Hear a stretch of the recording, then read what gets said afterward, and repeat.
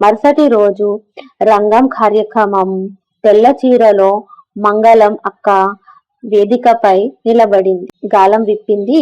ఈ ఏడాది వర్షం ముందుగా పడుతుంది, కానీ ఎదురు పడే వారికి మీరు ఆదరించాలి అని అమ్మవారు మాట్లాడినట్టుగా అనిపించింది.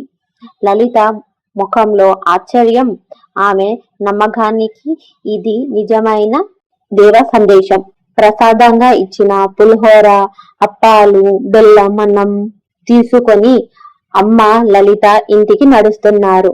తలపైన వేపాకు, గుండెలో అమ్మవారి ఆశీర్వాదం.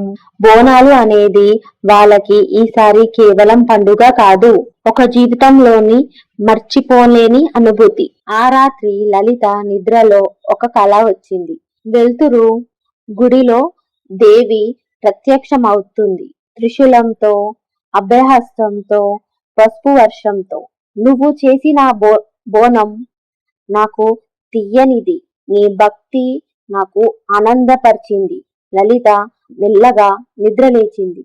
చిరునవ్వుతో అమ్మవారిని తలుచుకుంది. ఈ కథ ఒక చిన్నారి భక్తికి, తల్లి భాషకు, మట్టి కుండతో వేసిన ప్రేమకు నిదర్శనం.